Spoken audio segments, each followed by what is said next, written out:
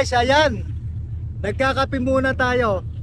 Kape muna habang nakarya tayo ng silong. Ayan guys. Medyo lumiliwanag na ngayon. Nandito ako kay Eagle ngayon, oh guys. Yung pinarya natin silong nasa loob lang.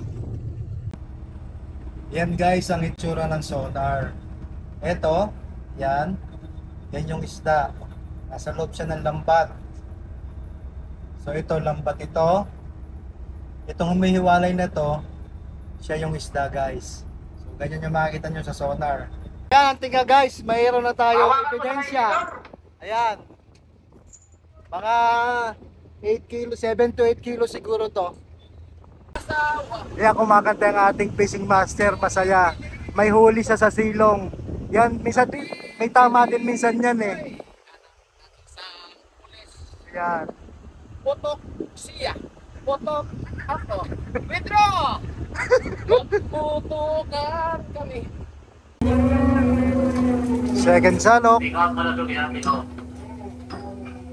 May malasugin na naman. Ang dami palang malasugin bulabog nito.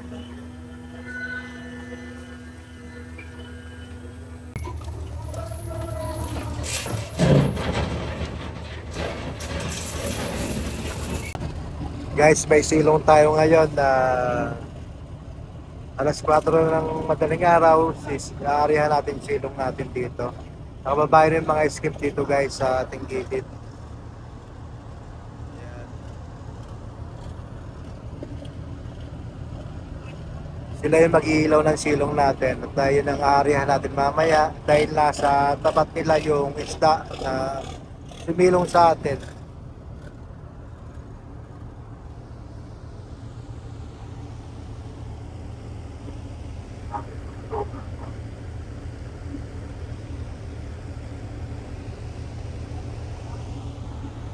Yan ay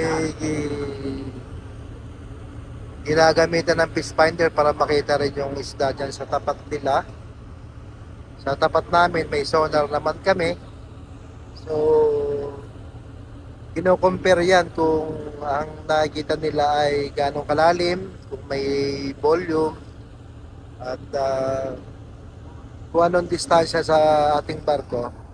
Nakababa na yung tatlong skip natin guys.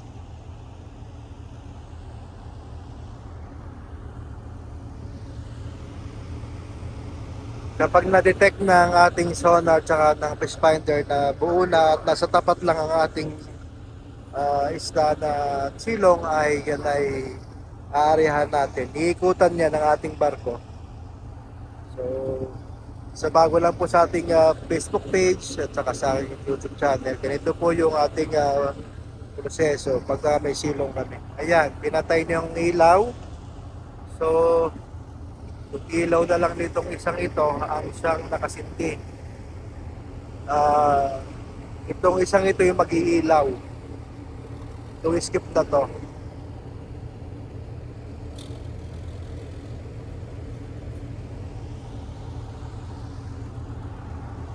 Kapag ka ganito, total darkness lang sa barko kasi para hindi sumunod yung isda sa amin. Para intact pa rin siya na maaryahan para buo siya at hindi kumalat. Bali lahat ng isda na silong ay dito lang sa tapat ng ilaw ng skip na ito na siyang maiiwan natin. Yan, umandar na kami ngayon guys. Umaandar na, uma-advance na yung barko. Yan, nakikita ninyo. May iwanan sila dyan tatlo at sila yung kukulungin dyan mamaya. Yan, ang nag-ilaw sa ating silong. Ayan, tatlo sila. Umandar na kami. Puro mga flashlights na lang makikita ninyo dito mamaya. Ayan. Total darkness. So, ganyan po pagkasilong.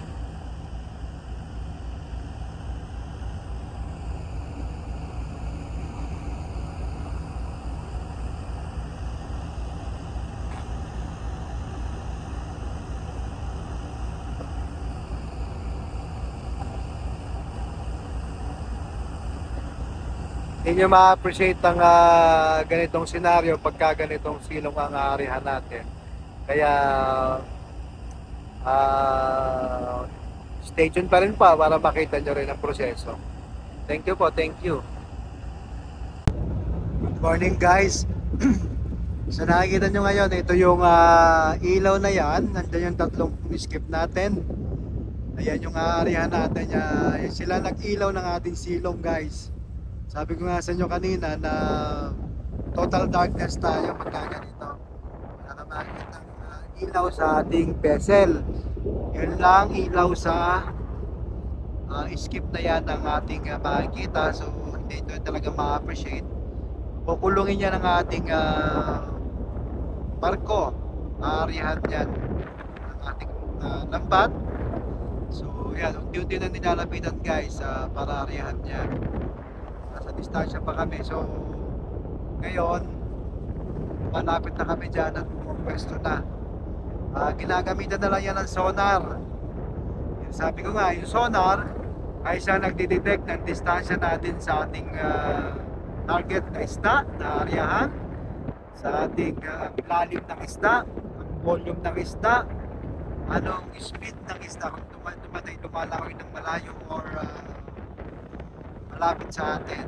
So, sa ganito pagkakataon na makikita nyo na yung ilaw lamang talaga. So, nasa sonar na lang yan, sinusuot ng ating fishing master para maarihan niya.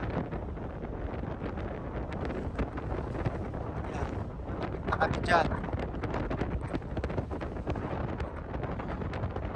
Tatlong skip natin kanina na yung diniwanan.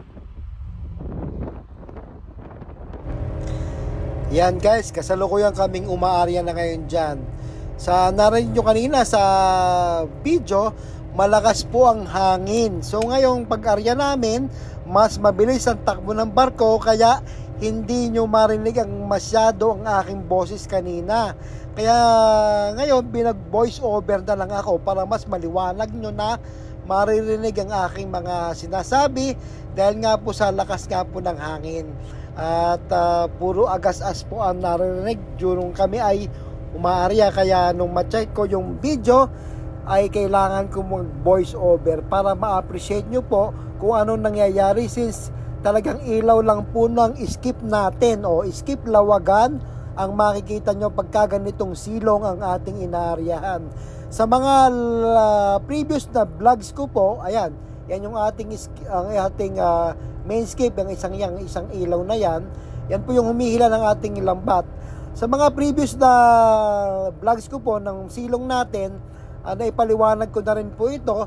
So para din po sa kabatiran at kaalaman ng ating mga bagong subscriber at followers sa ating Facebook page at saka sa ating YouTube channel ay kailangan kong mag-voice over para maunawaan ninyo kung anong nangyayari ngayon, bakit may ilaw dyan, bakit madilim. So ganyan po, pinapaliwanag ko sa inyo ngayon nang maunawaan ng ating mga bagong subscribers sa ating YouTube channel guys. So ayan po, umiikot kami kaya kasalukuyan na inaaryahan niya, naglaladlad na po kami ng lambat dyan.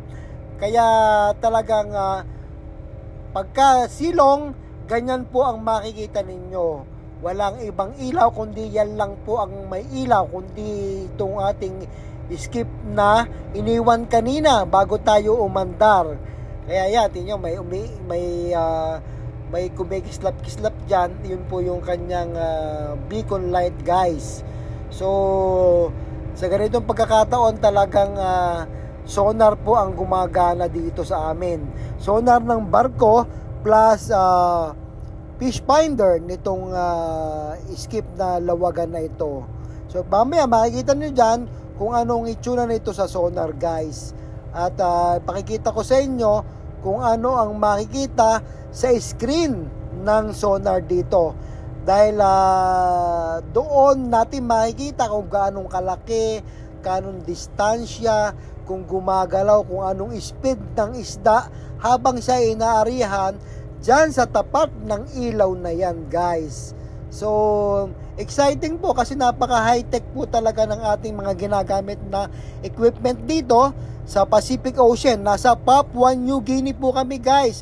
Wala po tayo sa Pilipinas kasi bawal ang ganitong barko dyan sa Pilipinas dahil ito po ay pangmalakihan, pangbolyuma na isda lamang po at pangmalalimang dagat lamang po ang ginagamit itong lambat namin dahil ito po ay pang deep sea fishing lamang mga kasimangang isda.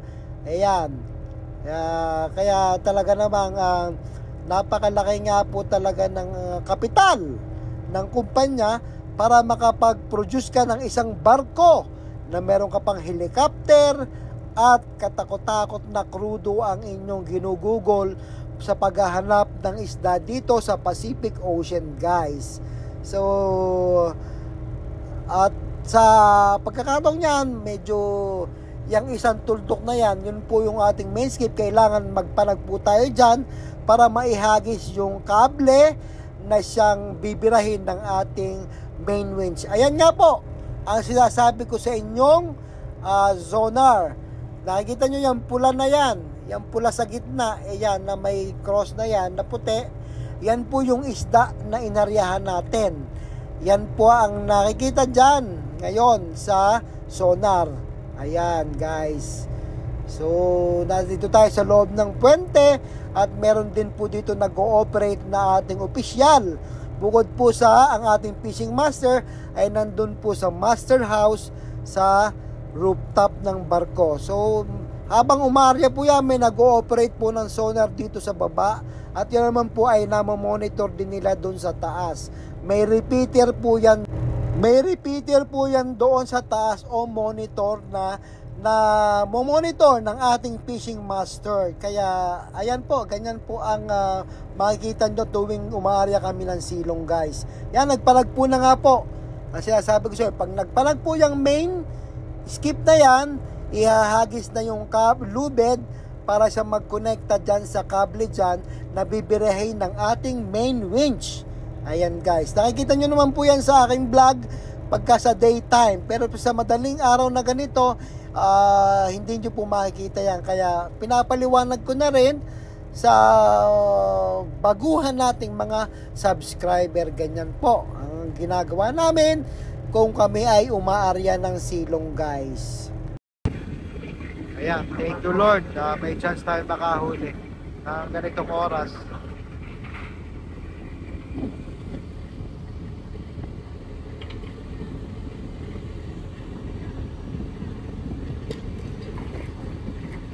Ayan.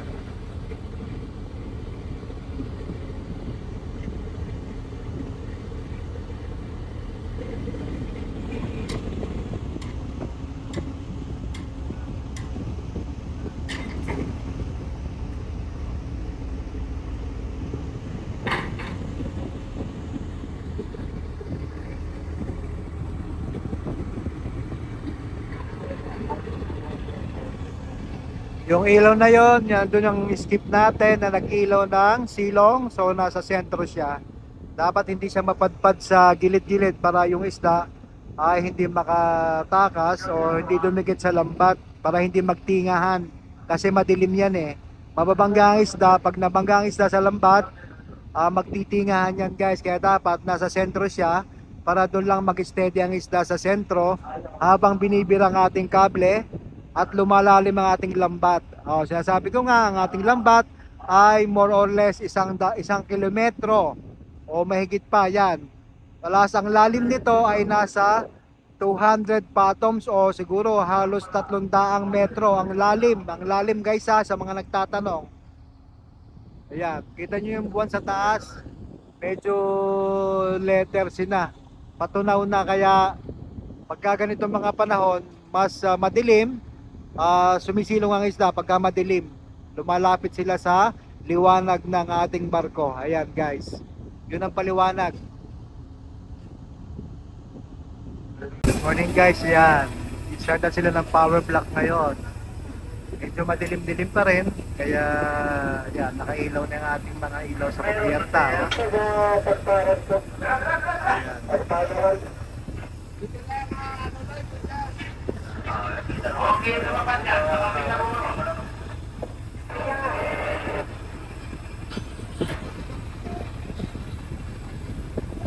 Medyo makulimlim pa, marami pang ulap sa kapaligiran.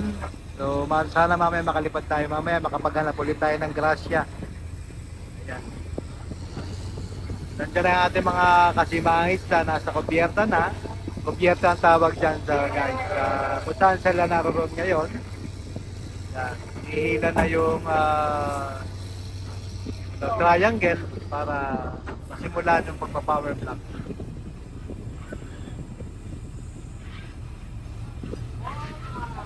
Yan ang simula kung paano pina-power block, paano sinasalansan yung gabundok na lambat natin guys.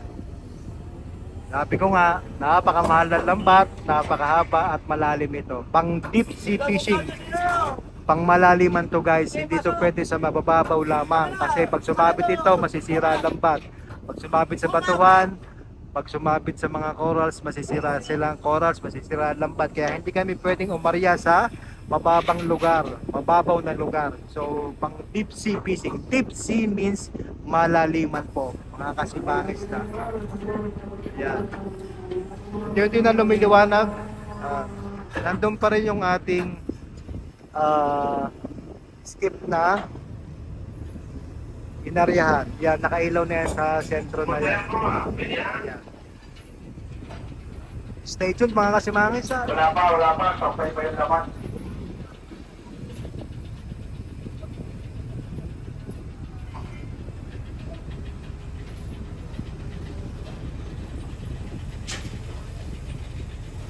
Yan, ganyan kung paano sinasalansan yung napakahabang lambat. Na ano yung mga may snap ring dyan, sinasalansan, yung kadena, yung lambat, yung pataw. Yan, nakahiwala yan. Para hindi magsabit-sabit at hindi masira ang ating lambat.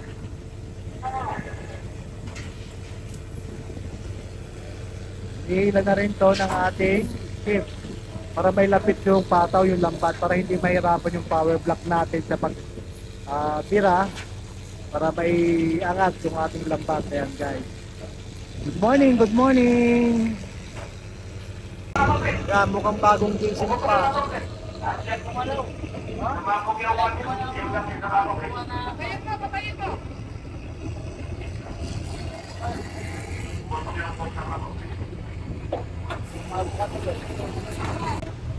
Yan nga po tinuturo ko ngayon, ayun yung ating skip na nag-ilaw sa ating silong. Ayan. Kahit na maliwanag na, nandiyan pa rin yung ilaw niya para intact ang kanyang isda. Guys, yung may ilaw na yan, yung ilaw na yan sa malayo na yan, isla yan. So, nasa mahigit 20 milyas kami dyan. 20 nautical miles ang layo namin dyan kasi hindi kami pwede dyan sa 12 milyas. Restricted kami dyan sa 12 nautical miles. So, ibig sabihin, 12 nautical miles mula dyan sa isla, pwede kaming umarya. So, sa 20 nautical miles kaming malayo, so, ayan. So, hindi pwede doon dahil mababaw doon. So, ayan, ganun kalayo, kita nyo, oh, ang layo namin. Ayan, para hindi tayo para hindi natin maaryahan yung mga isda na nangingitlog. May distansya kami dyan sa isla para hindi rin kami maka-arya sa mababaw na lugar dahil bawal doon. Yung 12 nautical miles yung sinet ng government dito para doon kami maka-arya. Outside 12 nautical miles, yun lang ang authorized kami. Hindi kami pwedeng pumasok 12 nautical miles palapit sa isla. Yan guys, malayo tayo doon. Kaya hindi tayo nakakapanghuli ng maliliit na isda. O hindi natin nahuhuli yung mga nangingitlog na isda guys. Ayan. Good morning. Good morning guys. Ayan. Nagkakape muna tayo. Kape muna habang nakarya tayo ng silong. Ayan guys. Medyo lumiliwanag na ngayon. Nandito ako kay Eagle ngayon oh guys. Yung pinarya natin silong nasa loob lang. May pumipisik-pisik na sa loob guys. Habang nagkakape para mamaya pagkatapos nila, lilipad naman kami guys, lilipad kami mamaya. Medyo makulimlim pa lang ngayon. Mamaya siguro mga 6:30 to 7 maganda na yan. Pag natapos yung ating lambat, nasalok yung isda, lilipad ang inyong kasimanging isda. Yan, good morning. Oh, bagong gising talaga. Kape-kape muna ha.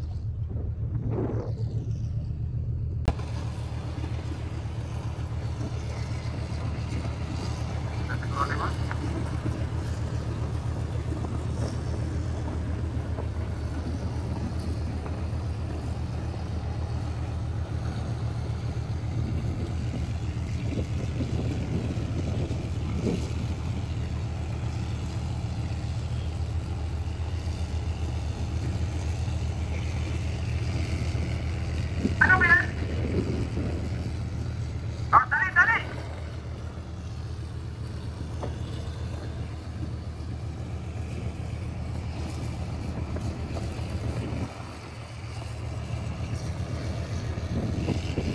Parang banana siya. Yan guys ang itsura ng sonar. Ito, yan. Yan yung isda. Nasa loob siya ng lambat. So ito, lambat ito. Itong humihiwalay na to, siya yung isda guys. So ganyan yung makikita nyo sa sonar. Malalim yan. Yan. Itong ating chickmate. Yan. Siya ang in charge sa sonar. Isang kuyunin. Ayan, taga Palawan ito. So, dati nating radio operator ngayon, radio operator pa rin, and then dual siya. Isang triple or quadruple duty pa siya. Naglalambat din yan guys. So, ngayon medyo upgraded siya. So, dahil sa skill niya, knowledge niya, sa kaalaman, ayan, si Rolly Magbanua. So, sa ano siya, sa Jensen siya nakatira ngayon. Shoutout muna sa family mo. Okay, kanta, Ito sa Jensen. Ayun, sa Jensen, shoutout daw guys. Yan, yun ang pinakita ko sa inyo guys, yung sonar. So nasa loob, positive, meron tayong huli ngayong umaga. Yan ang silong nating inarihan kanina na almost 5 o'clock na ng umaga. So kanina, nung inarihan natin yan, pinakita natin sa sonar, inaarihan pa lang. Ngayon, nasa loob na siya ng lambat. So pa-power block na sila doon sa labas. So kita nyo, ang ganda-ganda ng ating puwente, ng ating pilot house. So, ang luwang. Nandito kay Regine tayo ngayon guys ha. Wala na tayo doon sa mga dating sinakyan natin. So ang dami na ditong aparatos. Yan. Ayan. Good morning guys. Good vibes everyone. Happy Sunday nga pala. Happy Sunday everyone. Yan, tingnan guys. Mayroon na tayong ebidensya. Ayan. Mga 8 kilo, 7 to 8 kilo siguro to. Gulyasan. May stripe siya sa balat. Ang bigat. Yan guys, oh. Yan, kumakanta ang ating fishing master. Masaya. May huli siya sa silong. Yan, minsan, may tama din minsan yan eh. Yan. Putok siya. Putok ako. Withdraw! Magputukan kami. Magputukan kami hanggang hating gabi. Ganyan po mga mangyan. Mangyan po yan. Areng isang areng kapitan, areng mangyan din. Ayan. Magkasama yung dalawang yan. Hindi naghihiwalay. Matagal lang magkasama yan. Ayan guys. So ngayon, naka-area, medyo natigil ang aming pagpa-power block kasi mayroong pumutok na hydraulic. Kailangan munang ayusin. Kaya nakapenting yung ating lambat doon. See you guys, maya-maya ng konti.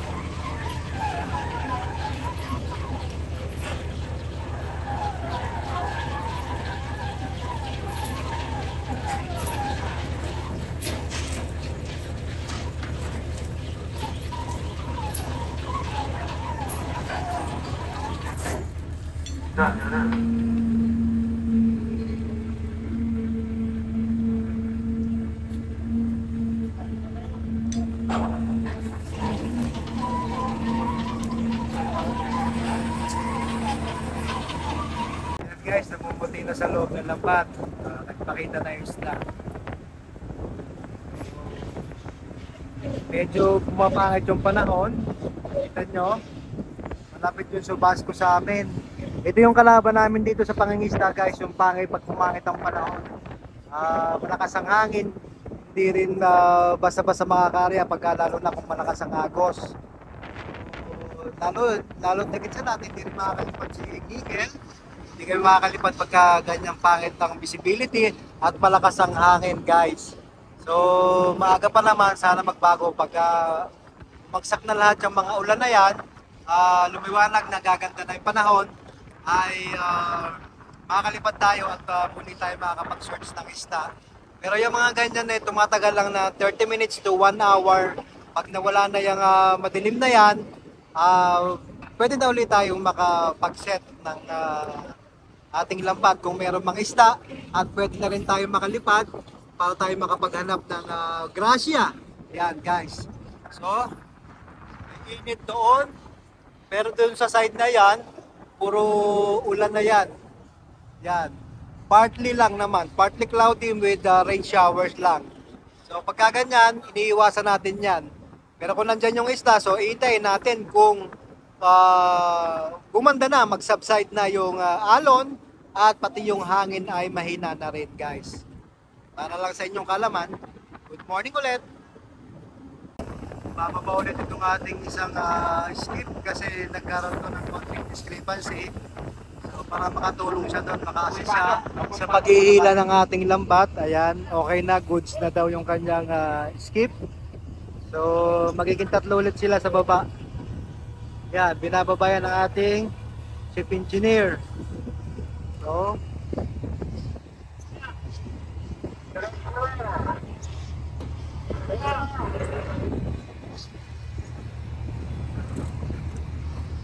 Awak ka naman. Ganyan talaga ng pamasihan.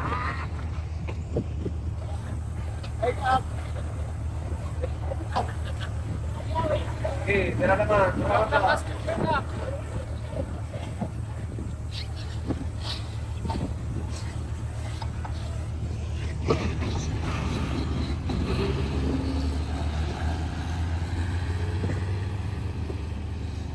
ayun, back to work siya guys, back to work.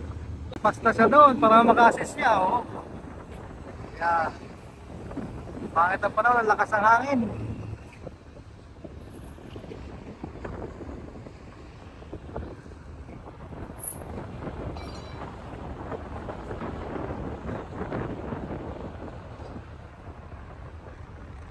Sumisipul yung hangin dito eh.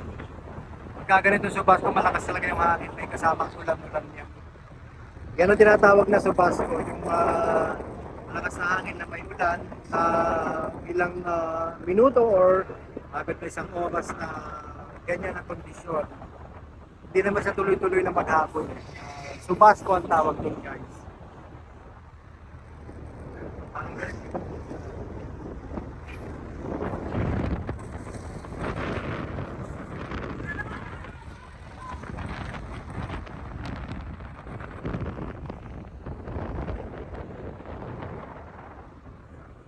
Kinakapi ng ating fishing master dito guys, Starbucks pa. Ayan. Kita nyo, umaabot pa dito kay Starbucks sa fishing ground. Ang layo ng inaabot ng fishing ng Starbucks. Baka naman, Starbucks, may sponsoran mo kami guys. Ayan. Ayan.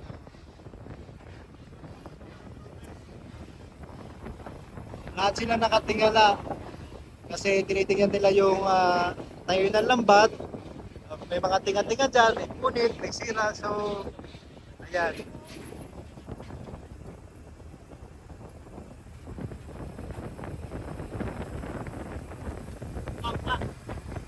Ako ba yan ha?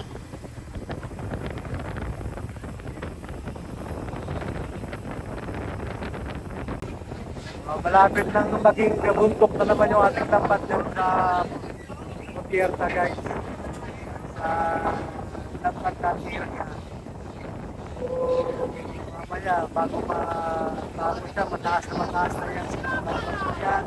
Saka yung pataw na yan. Tipong piraso yan. Mahal po ang isang piraso nito. Pwede naman ito. Libre piraso po yan.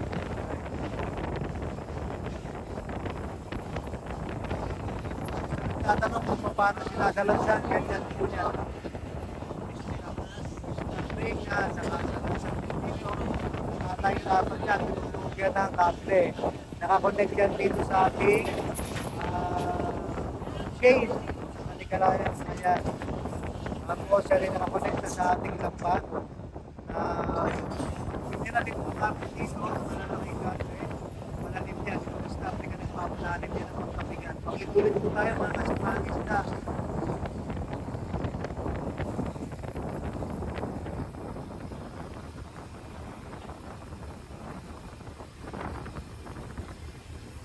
Ang buhay ng mga isda ay para Live. May huli kami ngayong blue marlin guys. Kaya kasama sa silong. Nakagat pa ng pating yan oh. Kinagat pa ng pating yung blue marlin. Basta species yan ng marlin. Pero tinatawag namin blue marlin. Kung maliman ako guys, basta ang tawag namin dyan ay blue marlin or marlin. Malasuge. Malasuge guys. Ayan. Sumama siya sa silong. Kaya medyo may lapang isda. Pagka may mga ganyan, bulabog yan eh. So, umiilat ang isda. Talagang balang lang na mabilis para hindi siya na masundot ng uso niyan. Yan.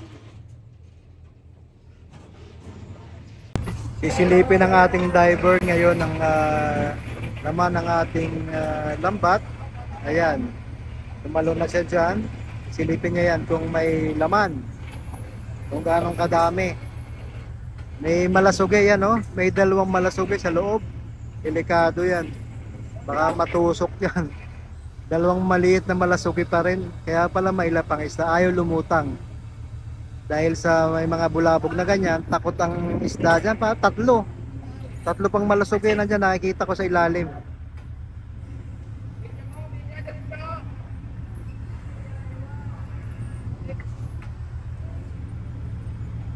Daming dilis pala. Tatalsikan yung dilis eh.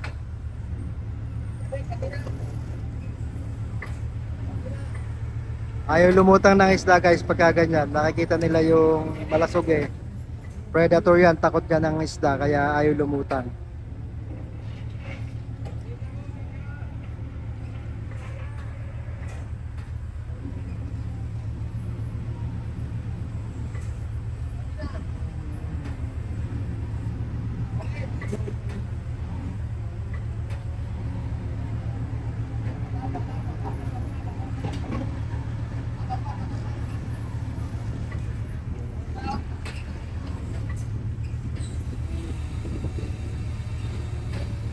Nasa malalim siguro ang isda.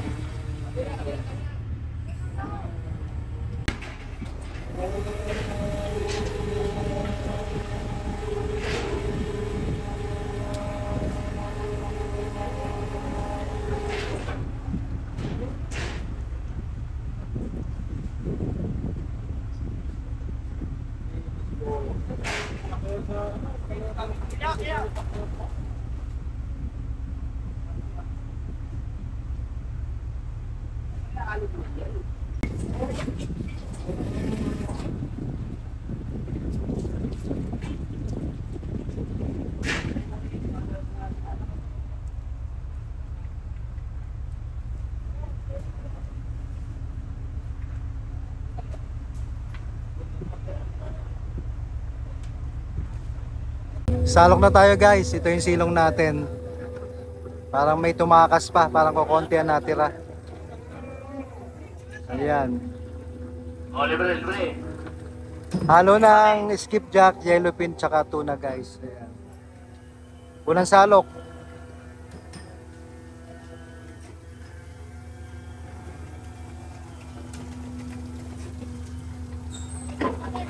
tayo mo naman.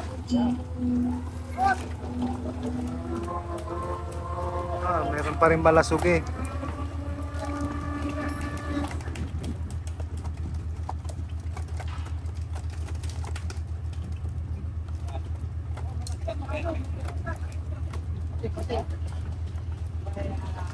Ayan. Sinasalok niya yung galunggong. Pagka namatay guys ang tuna o yellowfin, lumulutang silang ganyan, no?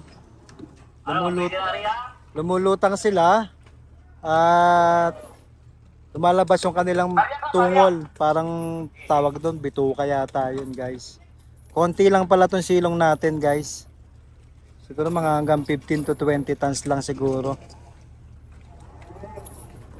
Madaya sa sonar kasi maraming dilis.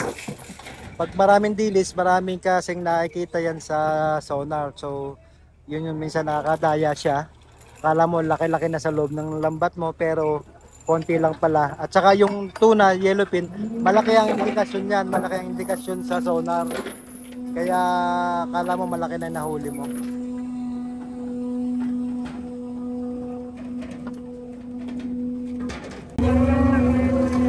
Second salok. May malasugin na naman. Ang dami palang malasugin bulabog nito.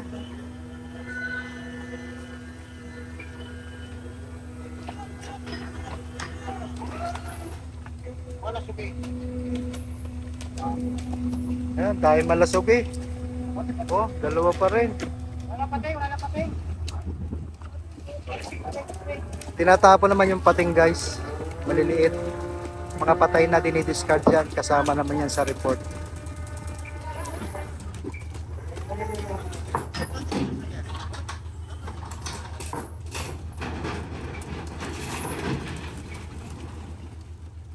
Malasuki. Daming malasugi. Talaga naman. Malasugi, tingnan.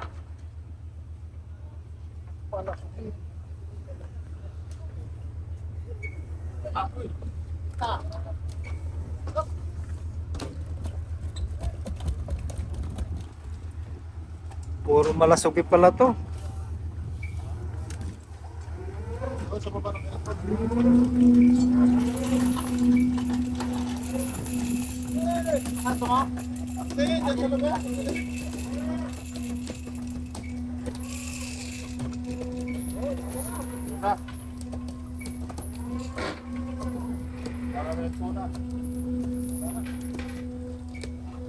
Like this.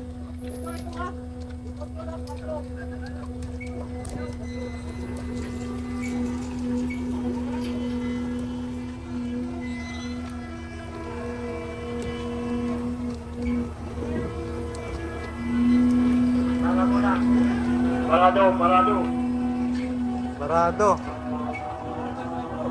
So kita nyo, daming malasugi. Marlin.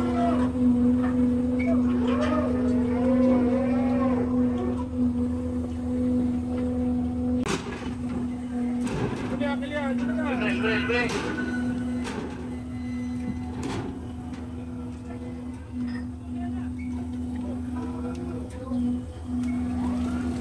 Tingnan, virgin coconut.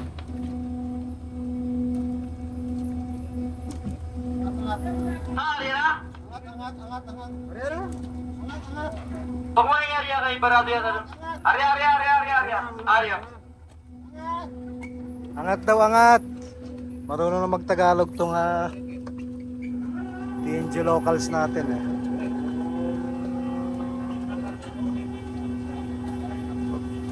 May inyog pala. Pating! Ha? Pating! Down. Okay, bakit dyan? Hindi ko na mas kapigil dyan. Pagka may patay na pating guys, tinatapon yan kasi discarded yan. Nakasama sa report yan guys. Mayroon tayo dito fisheries observer na nagre-record niyan. Ito, itong ating fisheries observer na kabantay dito sa atin. Siya nagre-record niyang lahat ng mga nandito sa nahuli natin, kung may pating man o anumang nahuli natin, sizes tsaka volume para pasok tayo dun sa sustainable fishing na tinatawag. Yun lang malalaking isda na huhuli natin.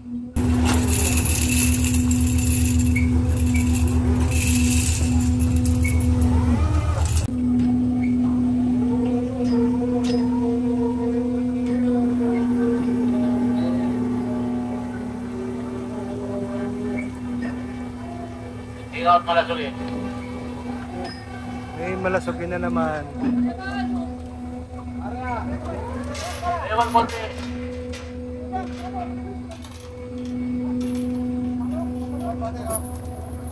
Ha?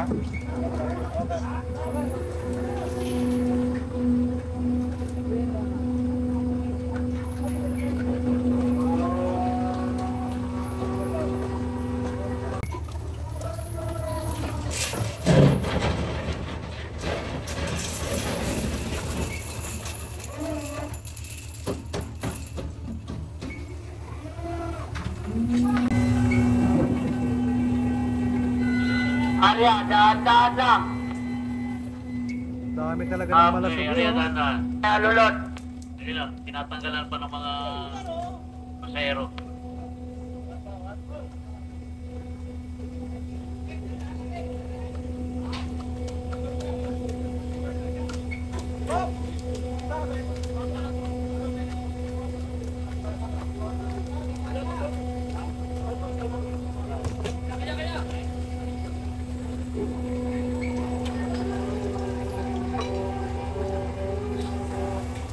Oh, pwede lang yung Arya.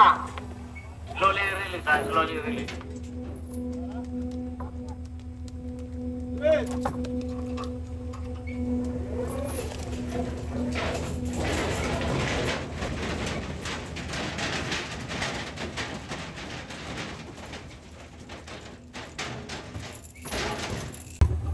Huling salok na to guys. Piraso na lang natira sa loob. Ay, malasugi pa oh.